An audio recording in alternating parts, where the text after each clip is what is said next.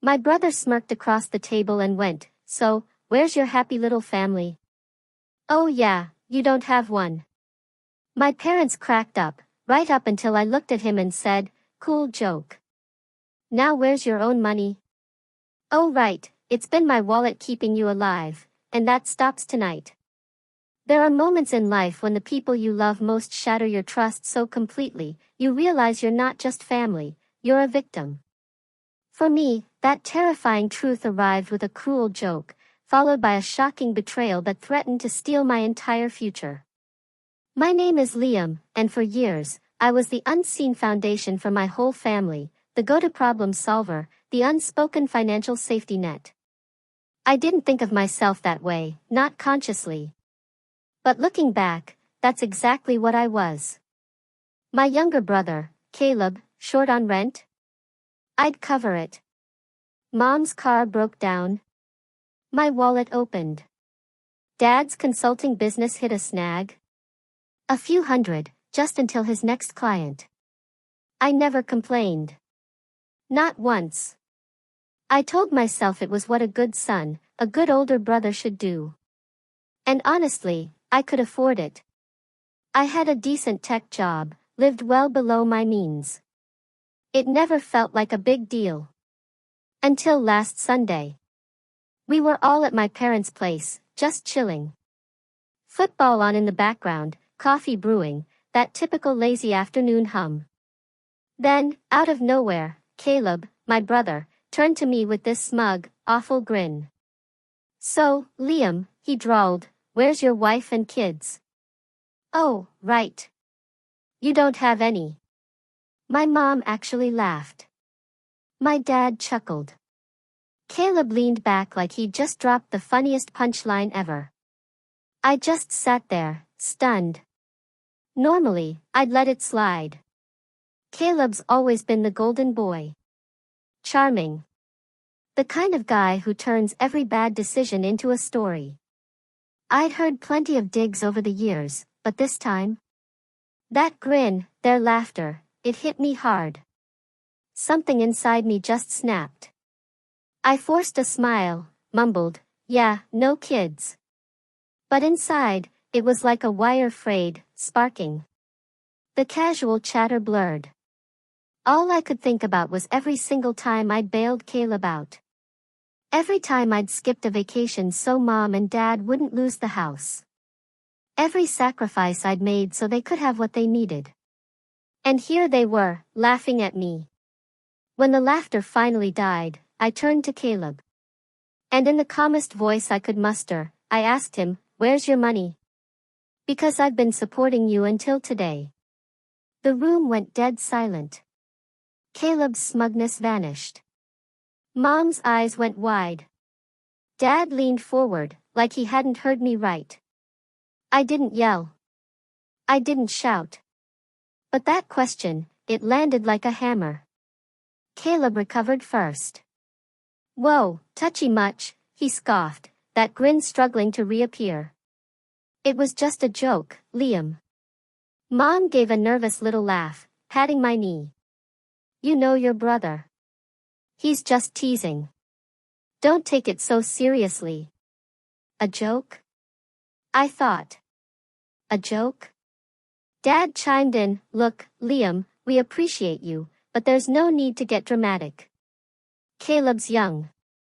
You can't expect him to be as responsible as you." And that was the fuel on the fire. You can't expect him to be as responsible as you. I'd heard that my entire life. Caleb never had to earn straight A's. Caleb didn't have to pay rent after dropping out of college. Caleb just had to be charming. And I was supposed to keep enabling it. I didn't argue. I just stood up, grabbed my jacket. "I'll see you later." I didn't slam the door, but God, I wanted to. That night, I sat at my kitchen table, laptop open, scrolling through my bank statements. Thousands, no, tens of thousands of dollars, gone to my family. Rent, bills, emergencies that never got paid back. I'd always brushed it off.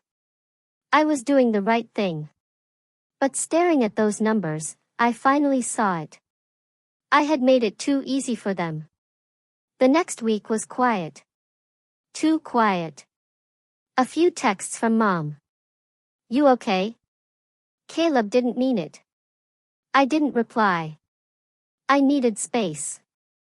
By Thursday, Dad called. We need to talk. The mortgage is due. You haven't sent anything this month. My chest tightened again. Yeah, I said slowly, I'm not doing that anymore. Silence. Then, what do you mean you're not doing that anymore? I mean, I'm done paying for everything. Done being the backup plan. Done being laughed at while I bankroll everyone else's lives. Dad's voice dropped. Liam, you can't just stop. Your mother and I rely on that money. That's the problem, I told him. You shouldn't. He got angry then. That low rumble I remembered from childhood. You're being selfish. This family has always supported each other. I almost laughed. Has it? Because I don't remember anyone supporting me. I just remember being told I had to take care of everyone else. He hung up.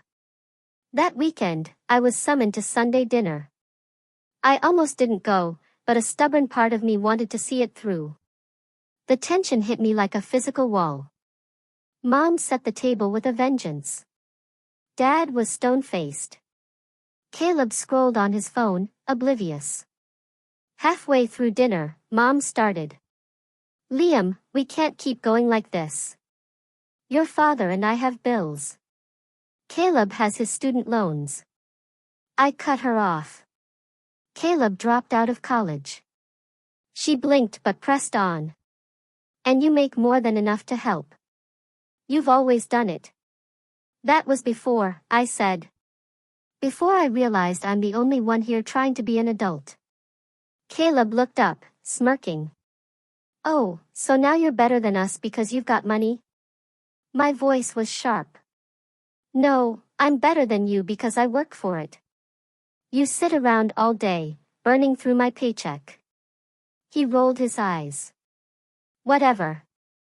You're still single. Can't be that great of a life. And that was it. Not anger. Just quiet. Ice quiet. I was done explaining, done defending, done playing the role they'd written for me. I put my fork down, looked around calmly. I said, I'm not paying for anything else. Not the mortgage, not Caleb's rent, not car insurance, nothing. If that means you lose the house, that's on you. Mom gasped. Dad slammed his hand down. Don't talk like that in this house. Then maybe I shouldn't be in this house, I said. I walked out. My heart pounded, but my head felt clearer than it had in years. The calls started the next day. Mom, Dad, Caleb. Voicemails about tearing the family apart, choosing money over them, not understanding their pressure. I listened to every single one. And for the first time, I didn't feel guilty. I knew the next step was coming. The moment they'd try to force me back into my old role, and I was ready. Sunday morning, a text from Mom. We're coming over. My stomach dropped. I considered ignoring it, but I knew it wouldn't stop them. 20 minutes later, a demanding knock. Mom stood there, that tight smile. Dad grim. Caleb slouched in behind them. Liam, Mom said, brushing past me. We need to talk. They sat down like they owned the place. We're 3 months behind on the mortgage, Dad said. The bank is calling. If you don't help, we could lose the house. I leaned against the doorway. I told you, I'm done. Caleb snorted. You act like a saint. You make good money. Why not just do the right thing and help? My voice was sharp, because it's not help anymore. It's expected. Mom took a deep breath. Fine. If you won't do it voluntarily, we've already taken care of it. I frowned. What does that mean? Dad pulled a folder from his jacket. We went to the bank. We co-signed your name on a home equity line of credit. The funds are already transferred. The house is safe. My stomach turned to ice. You, what? Mom rushed to explain, her voice rising. We had to. Foreclosure was starting. We didn't have a choice. Yes, you did, I growled, my voice low and dangerous. You had every choice. And you chose to forge my signature. Caleb grinned. Hey, bright side. You didn't even lift a finger. You're a hero without even trying. I stared at him, my heart pounding with a cold, terrifying rage. Do you even hear yourself? You just admitted to committing fraud with my name. And you think this is funny? He shrugged. It's just money, Liam. Relax. I grabbed the folder. My hands shook as I flipped through the pages. My name, my info, my forged signature. Tens of thousands of dollars. Legally, my responsibility. You had no right, I choked out. None. Dad's jaw tightened. We had every right. This is about keeping the family together. Sometimes you have to make hard decisions for the greater good. I laughed. A short, humorless sound. The greater good? You stole from me. Used my credit, my name to bail yourselves out. And you didn't even ask. Mom's eyes welled up. We didn't want to put that pressure on you. You've been so stressed lately. I just stared. So instead, you went behind my back. Caleb leaned back, smirking again. Honestly, you're overreacting. You've been carrying us for years. What's the difference? That was it. Something deep inside me went quiet. Not angry quiet, but ice quiet. The kind of quiet that comes when you stop expecting anything to change and realize you have to be the one to change it. I closed the folder, set it down, and looked at each of them. Get out, I said. Mom blinked. What? You heard me. Get out of my apartment. Dad stood, red-faced. Don't talk to your mother like that. Get out, I repeated, my voice like stone. They hesitated, but something in my eyes must have told them I wasn't bluffing. They left. Caleb, last to go, muttered, "You're such a drama queen." I didn't reply, just locked the door, then sat on the couch, staring at the folder. This wasn't just about money. It was about trust. Shattered. And I realized they weren't going to stop. Not until I made them. After they left, I sat there for hours. The folder felt like a cursed object. Every time I looked, my stomach knotted. The numbers, the forged signature. That night, I couldn't sleep. I replayed every word. Mom's, no choice. Dad's, greater good. Caleb's laughter. I made tea, sat in the silent apartment. I'd always been there for them. Now I felt like I didn't even know who they were. The next morning, I dragged myself to work, barely functioning. By Tuesday, the voicemails had shifted. Guilt trips. Liam, your father hasn't slept in 2 days. Caleb is stressed. We did what we had to do. You'll understand when you have a family of your own. That stung, twisting the knife where Caleb had already poked. Wednesday, Caleb texted, "Stop acting like a victim. Just pay it and move on." By Thursday, the pressure felt unbearable. My head pounded. I went to bed staring at the ceiling. How did it come to this? How was I the enemy? That weekend, I drove past my parents' house. Why? To convince myself it was real. Lights on, Caleb's car, everything normal. But I knew better. They were talking about me, making me the villain. I drove out of town to an overlook. Sat there in the dark, engine off, watching the sunset. That was my rock bottom. Realizing the people I'd sacrificed for, the people I thought I was protecting, saw me as a resource, a bank account with legs. I went home and made a decision. I wasn't going to fix this. Not this time. Instead, I pulled out my laptop, researched identity theft, called my bank's fraud department, carefully, calmly explained. The woman was sympathetic, but blunt. It was complicated. Police reports, legal filings, maybe a court case. When I hung up, it sank in. No going back. My parents could face serious legal trouble. Caleb might finally face consequences. My family might never forgive me. I almost backed out, almost told myself to just pay it.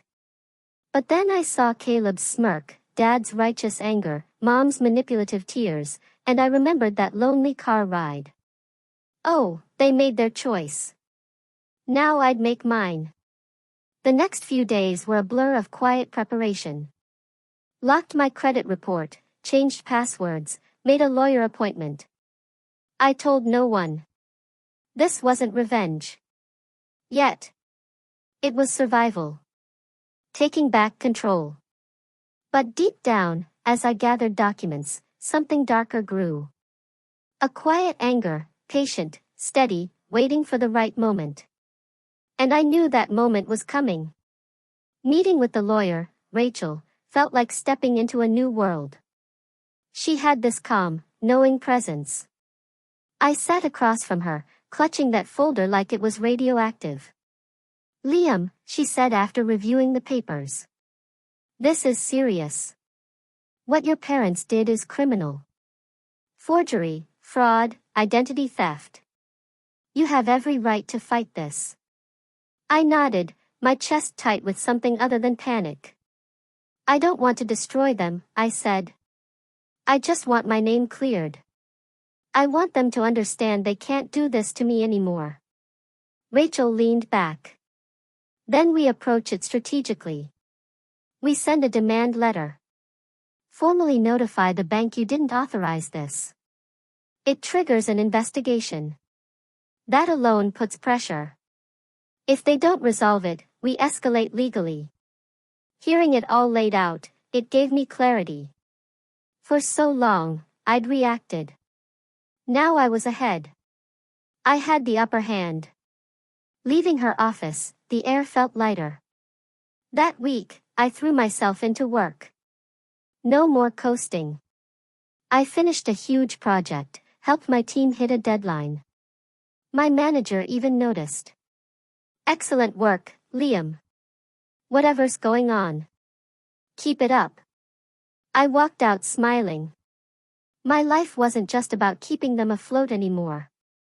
It was about building my own life.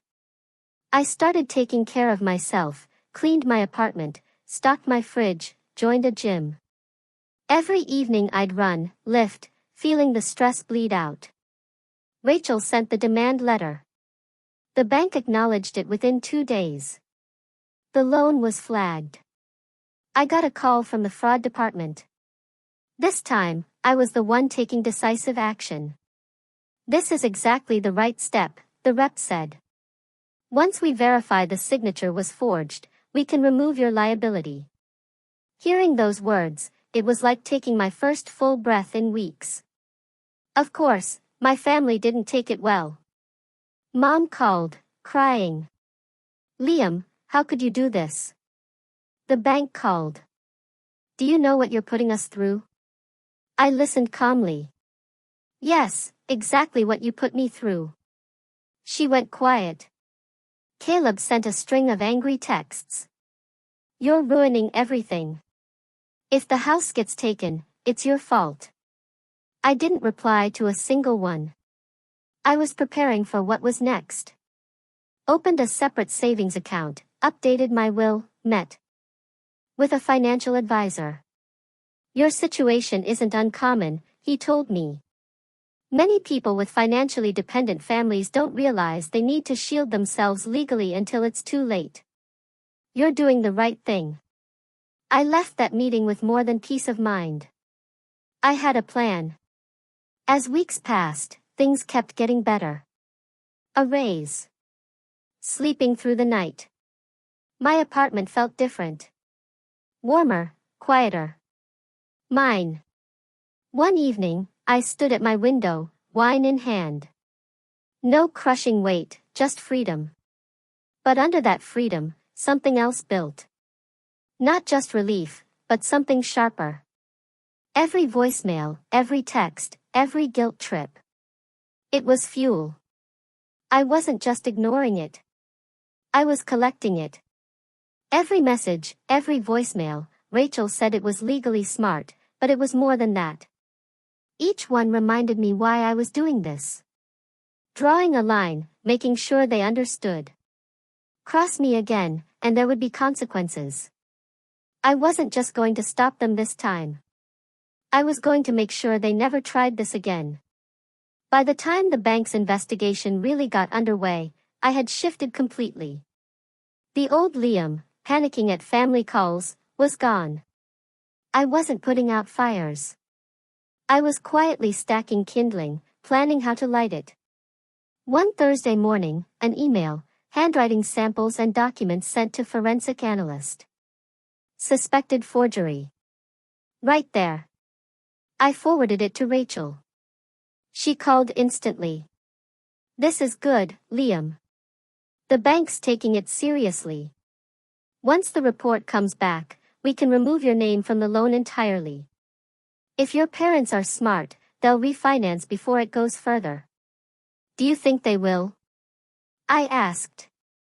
A pause. If they don't, they're going to find themselves in a very uncomfortable situation. I hung up. The old me might have felt guilt. The new me felt satisfaction. It wasn't just about clearing my name. I needed to make sure they never put me in this position again. So, I started digging. County property records. My parents' house wasn't just behind on the mortgage. A second lien, a personal loan. 2 years old. I didn't know. High balance, higher interest, default risk. Then, Caleb. Public records. 3 unpaid traffic tickets, delinquent credit card, eviction filing. All time bombs. I wouldn't use it yet, but knowing gave me leverage, the kind they couldn't take away. Rachel connected me with a financial investigator. His job, trace money. I handed over everything. Bank transfers, receipts, Venmo, every line item showing how much I'd spent. 2 weeks later, his report arrived. I just stared. In 7 years, nearly $86,000. Not just the amount, the pattern. Every time I said yes. Every time I swallowed my pride. Rachel called. This is powerful. A clear picture of financial exploitation. A pattern, not a mistake. I hung up, mind racing. I saw the whole picture now, who they really were. And that made my next steps easier. I spent weeks preparing, excelling at work, gym, eating well, and building a dossier. Printed everything. Financial report, bank emails, property records, Caleb's filings. All in a binder in my desk. Not to wave it yet. To be ready. The calls slowed. Mom left one voicemail. We'll put the house on the market if things don't improve. Reconsider. Help us. I didn't call back. Caleb grew desperate. Bro, please. Rent. Landlord. Just one more time. Mom will freak. I stared at that text, closed my phone. Not this time. By month's end, I was a different person. The anxiety replaced by clear, steady resolve, evidence, legal support, financial stability, power. And I was done waiting for them to make the next move. If they wanted to play games with my life, it was my turn to set the rules. The day I acted was quiet, sunny, deceptively calm. I went through the binder one last time. Leverage. Rachel and I had refined the plan. A settlement letter. Demand they refinance and remove my name within 30 days. If they refuse, we escalate. This way, I showed good faith. The letter went out Monday. 3 pages. Clear, professional. Failure to comply within 30 days will result in legal action, including a police report for forgery and fraud, as well as a civil claim for financial exploitation. Rachel sent it certified mail. I waited. 2 days later, Mom called. Liam, what is this? We got your lawyer's letter. It's not from me, I said evenly. It's from my attorney. It outlines what needs to happen next. You can't do this, she cried. Do you know what this will do to your father? Do you know what it's done to me already? I asked. Long pause. We'll talk about this at dinner. Sunday. Please come. I almost said no. But this was it. The moment I prepared for. Sunday, I arrived, binder in hand. The house felt smaller, cluttered, shabby. Mom and Dad waited at the kitchen table. Caleb slouched. This is what you wanted, right? Caleb sneered. House is gone. We're screwed. Congrats. I didn't take the bait. No, I said calmly. This is what you chose. I gave you 30 days to fix this without losing the house. You didn't. Mom went pale. I slid the financial report across the table. This is every payment I've made for you. Nearly $86,000. Rent, mortgage, utilities, car repairs, emergencies. I kept you afloat. I never asked for a dime back. Dad's jaw worked. But this, I said, laying the forged loan documents on top. This is where it stopped being help and started being theft. I looked at Caleb. And you? You think this is a joke? You think you can keep calling me? Here's the thing. I have every eviction filing, every unpaid bill, every delinquent account. I know exactly how deep you're in.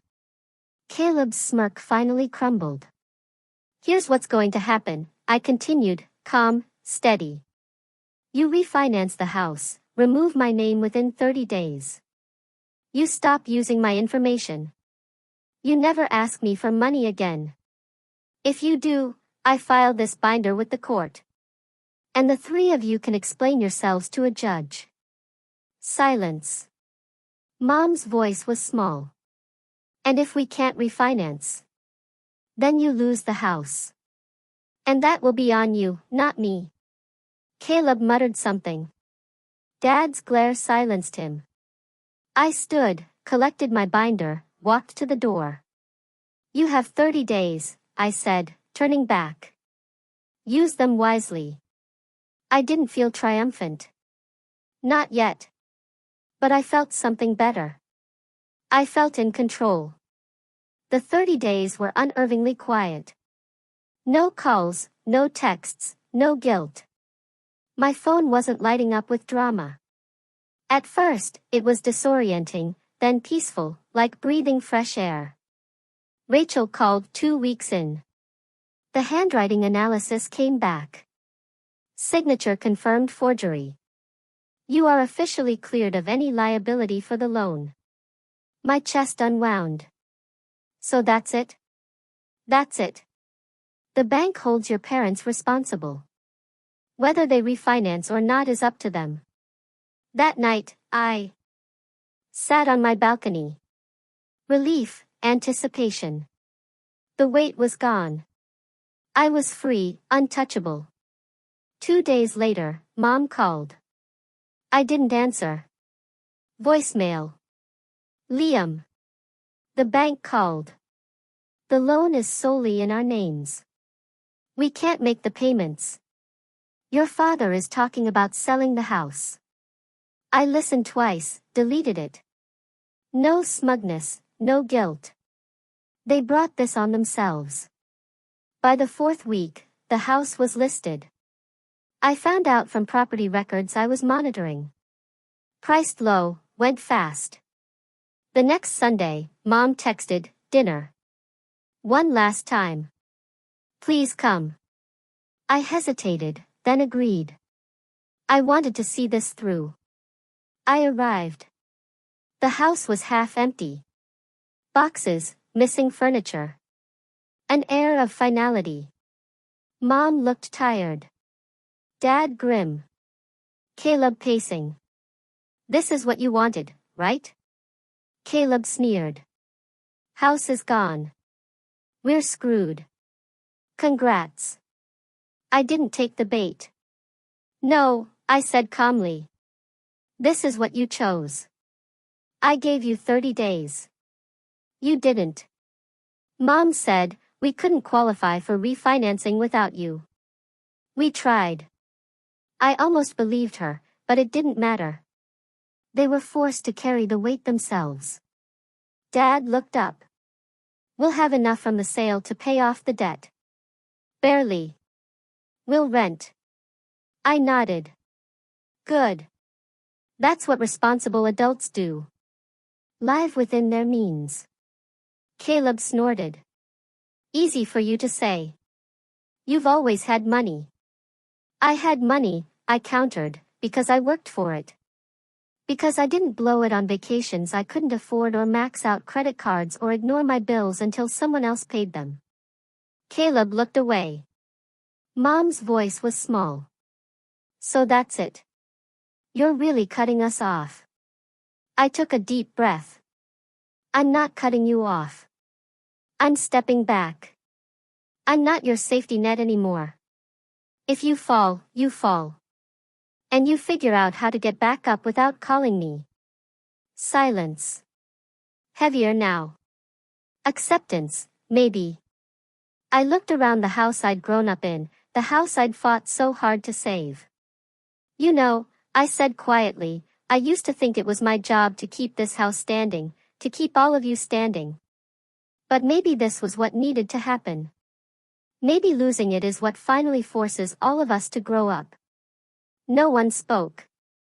I walked to the front door, hand on the knob, turned back one last time. This is the last time I'm coming here.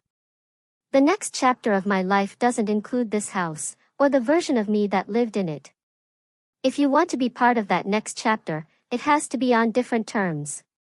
Equal terms. And with that, I left. Driving away, I felt a strange mix of grief and relief. The house was gone, but so was the crushing burden I had carried with it. For the first time in years, my future felt entirely my own. When I got home, I put the binder back in my desk drawer. Not out of spite, not as a threat, just as a reminder. A record of where I'd been, what I'd survived, and what I'd finally walked away from. As I closed the drawer, I caught my reflection in the dark window and saw something I hadn't seen in a long time. I was smiling.